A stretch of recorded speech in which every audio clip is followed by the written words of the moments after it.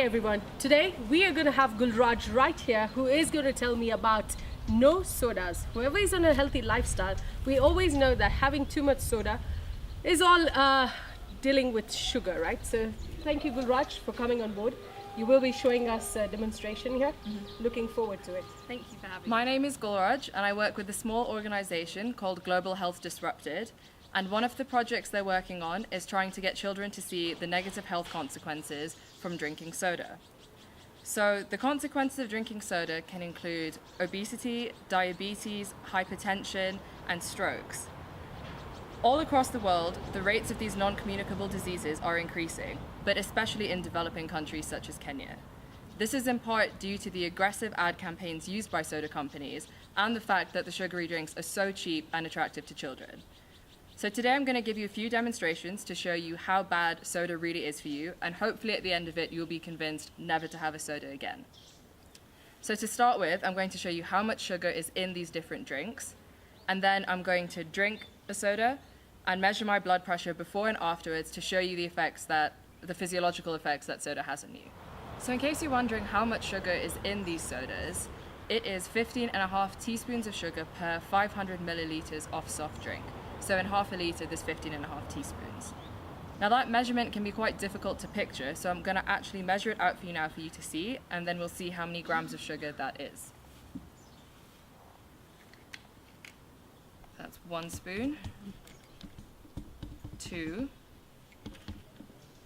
3, 4, 5, 6, 7, 8, 9, 10, 11, 12, 13, 14, 15 and a half. So that comes to 111 grams of sugar. That's what's in this bowl. So would you want to eat that? Now, personally, I haven't drunk soda in over a year because after starting work with my organization and seeing how much sugar is actually in these drinks, it just wasn't appealing to me. I mean, I wouldn't sit and eat this bowl of sugar, so why should I drink it in soda form?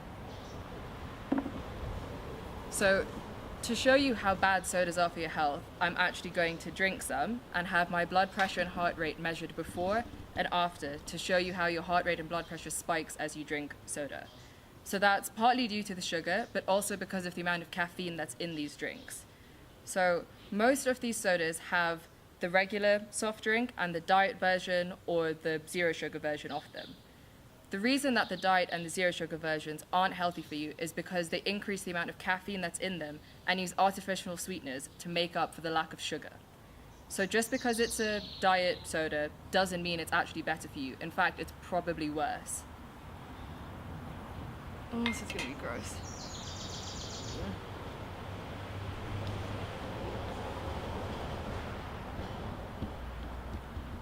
You can actually taste how much sugar is in that.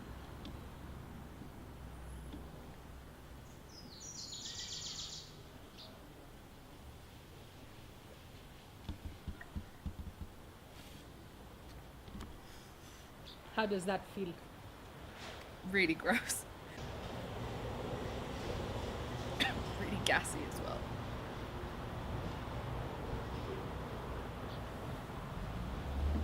So that was the first time I've had a soda in over a year. And you can actually really, like when you give a break from drinking it and you drink it, you can just taste how much sugar is in there, and it's really gross. I'm gonna give it 10 minutes before I take my measurement so that my body can actually digest and absorb the stuff that's in there, and then I'll give that demonstration to you. So I'll see you now in 10 minutes time.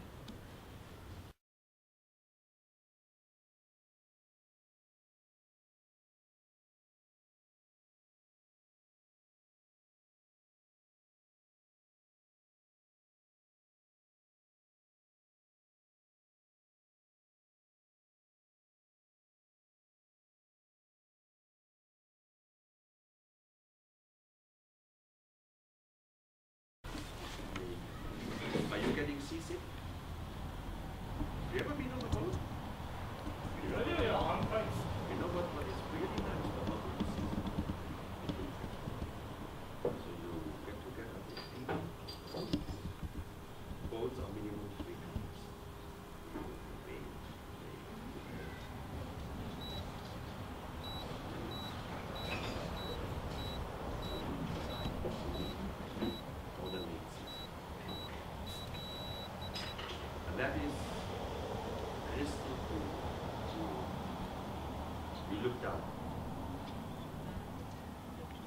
And then you can do some culture.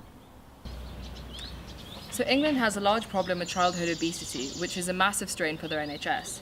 As such, they've been very proactive and introduced a sugar tax, which started in April. This is mostly targeting soda companies, but it also targets sweets and chocolates. So for the sodas, the cost of sodas has gone up by about 20 to 24 pence. Now that doesn't sound like much, but it's about the third of the price of the original drink, and they're hoping that this will be off-putting to people for buying soft drinks. Now for sodas and for sweets and chocolates, what they've done is put a limit on how many calories can be in each pack. So you have to have smaller packaging and therefore consume less sugar. This is mostly aimed at children, but it's also hoping that the general public will become more aware of how much sugar is in the different types of food that they eat. In Kenya, it would be great if we could see a sugar tax implemented, but we also have to be aware of the fact that these large companies have a lot of money and therefore a lot of influence in developing countries. As such, it is up to us as individuals to push for our government to implement these taxes to create healthier, better lives for ourselves.